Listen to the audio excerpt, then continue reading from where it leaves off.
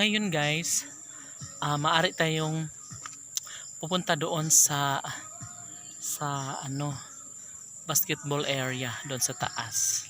Diyan tayo dadaan, tapos paikot, paakyat, tapos nandoon yung basketball area, no, sa Barangay Cantagnos Relocation Site. So kita nyo po guys yung epel-epel. Ayan, maliit pa siya pero meron na siyang umuusbong na bunga. Hello. So guys, pupunta na tayo doon ha, kasi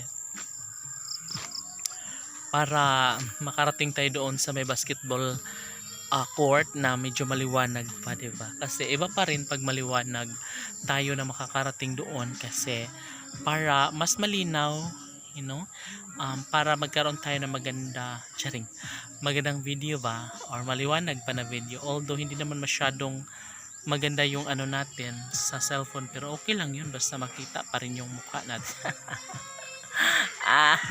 So marami nagkakanta doon sa guys.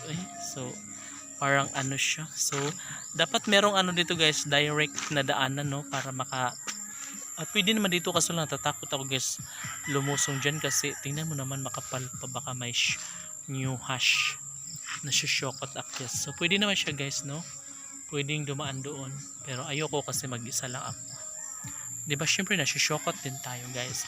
At kita nyo ba to guys, ito kinakain to ng kalabaw. Ito siya, this is it seems like kugon siya, para siyang kugon guys. And sarap na sarap dyan ang mga kalabaw, kabayo, baka. Alam ko yan kasi meron kaming kalabaw, and then inilalagay ko ang mga kalabaw guys sa ganitong area na mayroong ganitong dahon.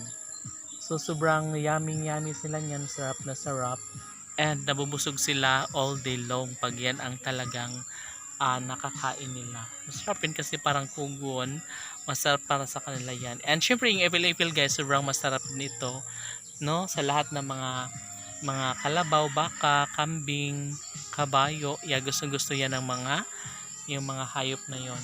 So ito guys ang parang kugon and epil-epil. At syempre yung kasaba, dahon ng kasaba ay paborito rin ng mga kabayo, kalabaw, baka, kambing.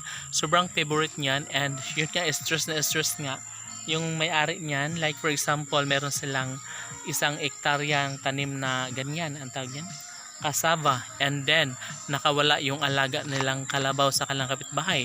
Tapos kinakain na uubos, galit na galit at nagpapabarangay. Kasi syempre guys, nakakapagod kayo magtanim tapos kakainin lang ng mga alaga nyong hayop. Hoy, hindi pwede yun, no? Dapat maging responsible kayo sa inyong mga alagang hayop. Dapat bantayan nyo yan, at kung may damage man, dapat nyong bayaran. Ganon.